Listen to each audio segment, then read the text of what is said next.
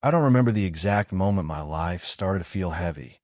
There was no crash, no clear break, just a slow accumulation, like dust in a room no one enters anymore. I'm 43 now. I know that because I check my driver's license more often than I should, as if the number might have changed when I wasn't looking. People assume 43 is when things are supposed to make sense. You're expected to have answers, or at least a convincing way of avoiding the questions. I don't have either. Most mornings I wake up before the alarm. That part started years ago. My body seems to know that sleep is wasted time now, even if I don't. The ceiling fan above the bed clicks once every rotation. I've told myself 100 times I'll fix it, but the truth is I'd miss the sound. Silence feels too final. The apartment is small, but not uncomfortable. Beige walls, brown couch, a kitchen that smells faintly of old coffee no matter how much I clean it. There's a window facing east. That was important when I moved in. I wanted morning light. I don't remember why. I stand by that window every day with a mug I don't really like, watching the city wake up. Same man walking the dog. Same bus stopping at the corner. Same woman in a blue coat who always looks like she's already late. Routine isn't comforting. It's anesthetic. I work in records management for a mid-sized insurance company. It sounds dull because it is. My job is to make sure things don't disappear when people need them. Accidents, claims, deaths. Everything becomes paper eventually. Or a file. Or a scanned copy of something that once mattered deeply to someone. People ask what I do, and I usually say, I work in insurance, and let the conversation die naturally. I've been there 11 years. Long enough to be invisible. Long enough that no one questions my presence or my absence. I arrive on time, leave on time, complete tasks accurately.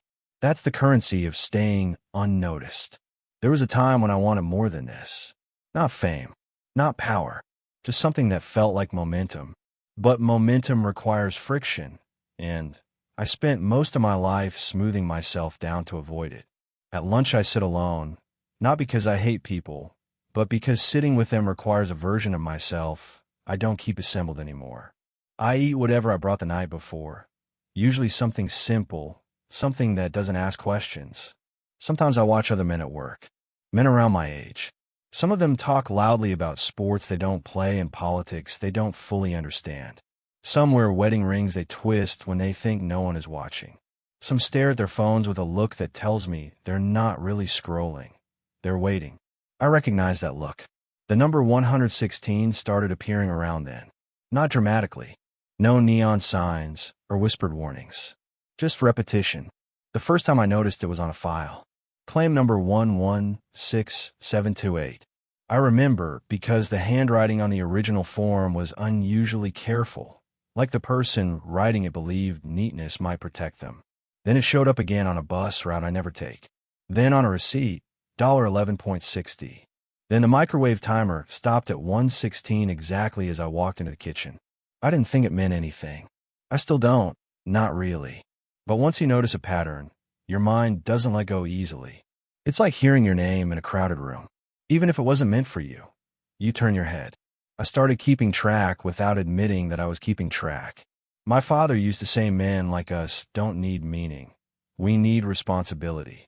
He said that while sitting in his chair, the one with the torn armrest, staring at a television that was always on mute. He believed in endurance, in staying. He died quietly. Heart failure. No final speech. No reconciliation. Just a phone call on a Tuesday afternoon that changed nothing and everything at the same time. I didn't cry at the funeral. I stood there, hands folded, listening to people describe a man I recognized but didn't quite know. Someone said he was strong. Someone said he was dependable. I thought about how little either of those words say. Sometimes I worry that's how I'll be remembered. If I'm remembered at all. In the evenings I walk. Not for exercise. Just movement. The city looks different when you're not rushing through it. You start noticing details you'd otherwise step over. Cracks in the sidewalk shaped like maps. Old signs still bolted to buildings that no longer exist. There's a bench near the river where I sit when my legs get tired. Across the water, the lights reflect in broken lines. Nothing holds its shape for long. That bench has a small metal plate screwed into it. I noticed it one night when the air was cold enough to make my chest ache. 116. I laughed then, out loud. A short sound that surprised me. I don't believe in fate, or signs, or anything that absolves a man of responsibility for his own choices.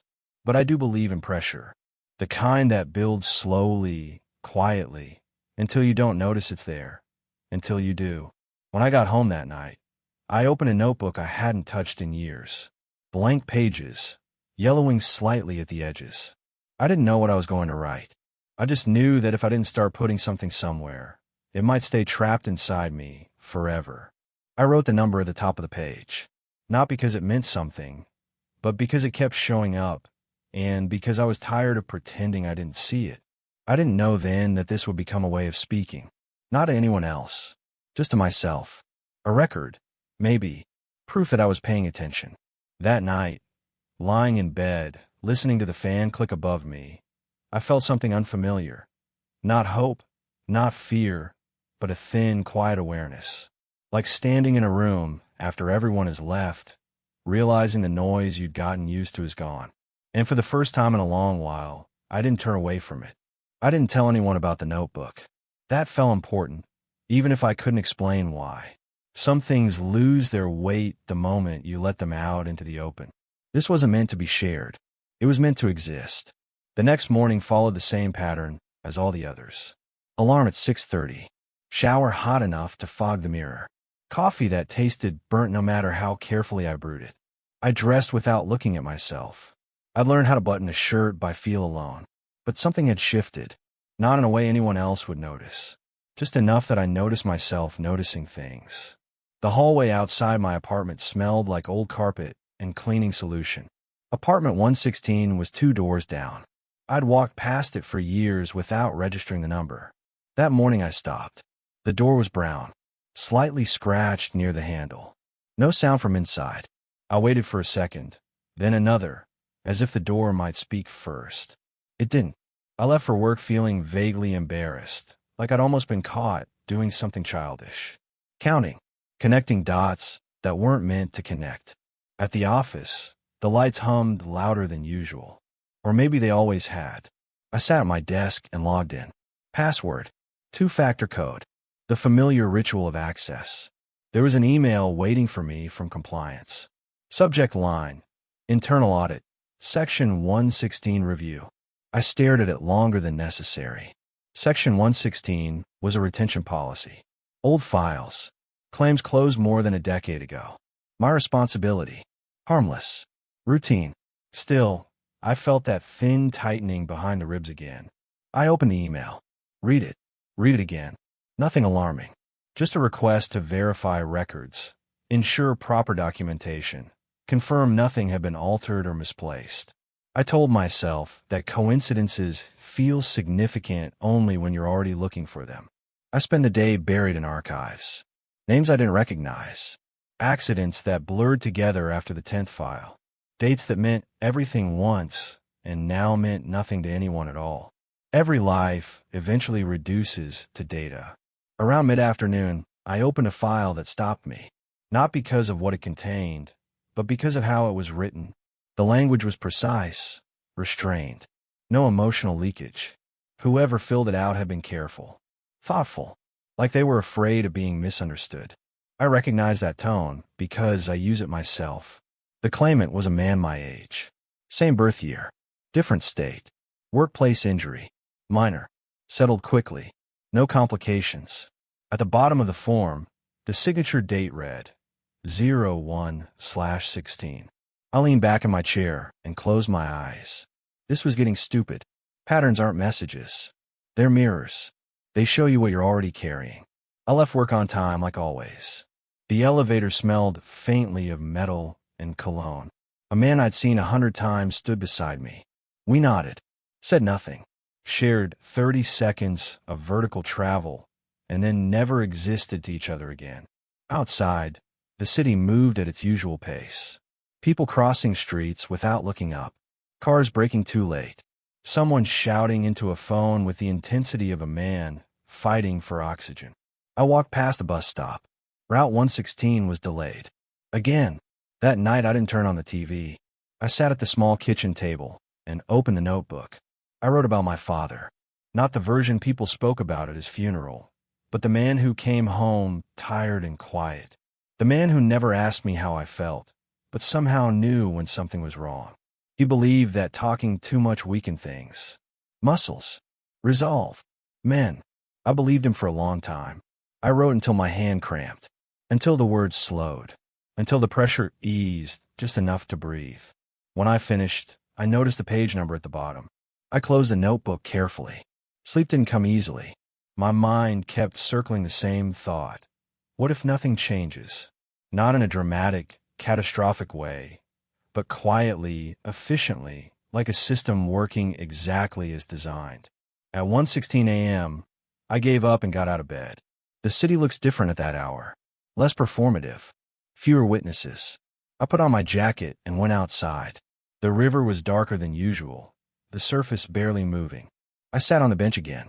The metal plate felt cold under my fingers. I tried to remember the last time I'd felt urgency. Real urgency. Not deadlines or obligations, but the sense that something inside me needed attention now. I couldn't. Instead, memories came in fragments. A woman whose laugh I once loved and now couldn't recall clearly. An apartment we shared briefly. The way she used to leave cabinet doors open without noticing. She left quietly, too. Packed while I was at work. A note that said she needed more life than this. I didn't argue. Sitting there by the river, I realized something uncomfortable. I hadn't chosen this life so much as allowed it. One reasonable decision after another. No resistance. No refusal. Just endurance. I walked home slower than usual. On the stairwell wall, someone had scratched a number into the paint. I stood there longer than I should have, my hand hovering just inches from it. My heart beat harder, not with fear, but recognition. This wasn't about the number. It was about the noticing, the awareness that something had been asking for my attention for a long time, and I'd finally stopped pretending not to hear it. Back in my apartment, I sat on the edge of the bed and stared at the floor. The ceiling fan clicked above me. Reliable. Predictable. I thought about how easily a man can disappear while still breathing. I opened the notebook one more time and wrote a single sentence. If this is all there is, I want to know it honestly. I don't know why that mattered, but it did. And for the first time since I could remember, the pressure didn't feel like something to escape. It felt like something forming. The weeks after I noticed the number 116 everywhere passed without incident. Or at least without incident that anyone else could see. My life didn't change outwardly. I still took the same bus. Still drank the same burnt coffee. Still walked the same route, past the same buildings that had been there for decades. People still passed me without noticing me. They couldn't have. I was exactly as invisible as I had always been. But inside, something had shifted, imperceptibly, like a stone settling underwater. I began to catalog my days more deliberately. Not in a way that felt obsessive, though perhaps it was, but as if I were conducting a slow survey of what I had built, intentionally or not, in the absence of anything else to occupy me. I wrote down small observations. The way the streetlight flickered outside my window at 2:16 a.m., the pattern of cracks in the pavement on the corner of 5th and Elm, the exact number of coffee stains on the counter after each cup. I didn't write about people. That felt too dangerous. People demanded narrative. They expected stories to end with a punchline or a moral. I was past that. I only wrote about things that would endure longer than attention spans. Things that would outlast my noticing. The apartment felt heavier, as if it had been holding its breath for decades and had finally begun to exhale. I would sit for hours at the kitchen table, notebook open, pen poised, and sometimes I wouldn't write at all. I would just stare at the blank page, listening to the click of the ceiling fan and the faint hum of traffic outside. The silence was not empty. It was full of things I had been avoiding. Choices I had made, chances I had missed, relationships I had let drift quietly in absence. I thought about my father often, though not in the conventional way. I didn't miss him. Or maybe I did, but it was a peculiar kind of missing, one that wasn't painful but persistent, a quiet tugging at the base of my chest. He had left me a template, not advice, and I had followed it without noticing the pattern until I had been living it for decades. I had endured. I had survived. But I hadn't lived. The number 116 became a sort of anchor, though I didn't articulate it that way. It appeared in the most mundane forms: a page number, a time, an address, a reference in a work email. Sometimes it was exact. Sometimes it was disguised, a sum, a date, a fragment of something that required calculation to reach. It was never threatening. It was never miraculous. It was simply persistent. One evening, I took my notebook to the river. It was cold, the kind of cold that presses into the lungs and makes you aware of every breath you take. I sat on the bench, turned the pages slowly, and let the wind carry fragments of words away before they could settle. I wrote nothing that night. Instead, I watched the water move and thought about the rhythm of things that endure beyond attention. The city is honest in ways people rarely admit. It shows its scars openly. A cracked sidewalk, a rusted railing, a street lamp that never works right. There is no effort to disguise decay. And in that, I recognized the life I had lived. The small, invisible accumulation of moments that had not broken me, but had shaped me, quietly, imperceptibly. I remembered the woman who had left years ago. I remember her laughter, the way it had hung in the apartment like smoke after a fire. I tried not to remember, had tried to smooth over the absence with routines, but memory is a patient thing. It waits. It resurfaces at exactly the wrong or right moment, like an old clock ticking somewhere in another room. I began to notice patterns beyond the obvious. The way certain coincidences aligned over weeks. The way moments of clarity arrived at 1:16, 11:16, 6:16. The small rituals I had invented for myself, the coffee, the walks, the silent counting, had made me attentive. I wasn't sure if the universe had noticed or if I had only noticed myself noticing. That distinction didn't matter anymore. One morning, I found a folder at work labeled Project 116, Archive Review. It wasn't part of the audit I had been assigned. It was buried in an old cabinet, misfiled, almost invisible. I opened it. Inside were files I didn't recognize, claims from decades past, personal notes, reports written in careful handwriting. Most of them didn't make sense in isolation. The connections were not obvious. The patterns were buried under years of routine administration. But one thing was undeniable. These were the remnants of lives. Each file represented someone who had mattered deeply, at least to themselves, even if the world had forgotten.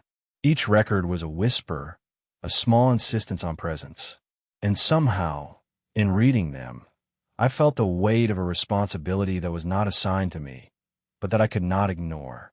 I began bringing the files home, one or two at a time. I didn't tell anyone. I didn't explain. I didn't even process the ethical implications. The work became a quiet obsession. I read, I noted, I cataloged. I tracked patterns, repetitions, coincidences. 116 became a lens, a way to organize the randomness, to give form to what might otherwise drift into nothingness. Weeks turned into months. I stopped checking the time. Days blurred into one another in quiet sequences of observation and notation. I would wake, I would move, I would work, I would return. I was patient, deliberate, precise. And gradually, something else began to emerge. Not revelation, not epiphany, but the slow, insistent sense of alignment. I realized that the pressure I had been carrying all these years was not external. It had never been. It was internal, a quiet accumulation of unnoticed obligations and unspoken questions, the weight of having survived without truly engaging. And 116 was simply the vessel in which that pressure revealed itself. One night, I sat at the kitchen table, the files spread around me like an altar. I wrote in the notebook, I see the connections, not because they exist outside me, but because I notice them. And noticing is enough. It was the first time I had written something without pretense, without fear of judgment, without expectation, just honesty, just attention. And in that moment, I understood the number didn't matter. It had never mattered. The point was the noticing, the slow, deliberate acknowledgement of what exists, what persists, what is real even when ignored. I closed the notebook and stared at the ceiling. The fan clicked. The city hummed. My hands felt heavy, but not tired. There was clarity, but not triumph. There was awareness, but not drama. It was enough. I slept that night with the window open. The cold pressed in, but I welcomed it. It reminded me that the world continued beyond me, that life went on in its small, quiet increments, and that my noticing was not a claim, not a declaration, but a form of presence. The next morning, I brewed coffee. Burnt like always. I drank it slowly, watching the east light filter through the window. I didn't move in a hurry. I didn't need to. I had learned that some things take time. Some things require patience, observation, endurance. And some things, most things, exist whether or not you notice them. But noticing is enough. I stepped outside. Route 116 passed by on the street. I saw it. I counted it and I moved on. I walked slowly, deliberately, noticing everything in its quiet persistence. And in that, I felt, finally, the weight of survival lifting just enough to breathe freely, if only for a moment. No dramatic revelation, no extraordinary event. Just life, just noticing, just enduring, just being present in the small, persistent, silent accumulation of what is. I don't know if this will last. I don't know if the number will ever stop appearing. I don't know if anyone will ever read these notes or understand the quiet insistence of 116. I only know that I see it now, and seeing is enough.